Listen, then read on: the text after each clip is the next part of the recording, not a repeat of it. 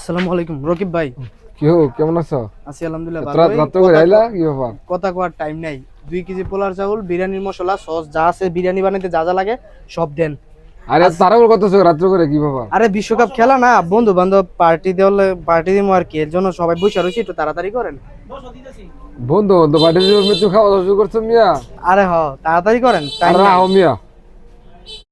রজব শোনো, তুমি রাত জায়গায় খেলা দেখবা, বন্ধু বলে পার্টি দিতেছো, টাকা পয়সা খরচ করতেছো, কতশো কোন দেশে খেলবো, ভিতর মিলে খেলবো।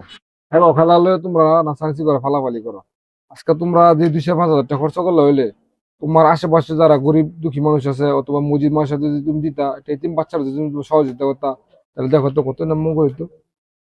তুমি কথাটা রাগ হইও না, তোমার বড় বয়সে তোমার এই কথাটা বললাম, কিন্তু আশা করি যে তুমি তোমার ভুল বুঝতে পারবা এবং নেক্সট টাইমে আর এই ভুলটা কখনো করবা না। তোমার সচেতন নাগরিক, তোমার বন্ধু বান্ধব যারা আছে তাদেরকে তুমি আরো বুঝাইবা যে দেখ, রাত জায়গা খেলা দেখা উচিত না।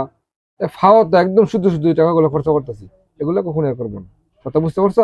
জি ভাই বুঝতে পারছি, আজকেই লাস্ট, আর হবে না ভবিষ্যতে ইনশাল্লাহ। বুঝতে পারছি।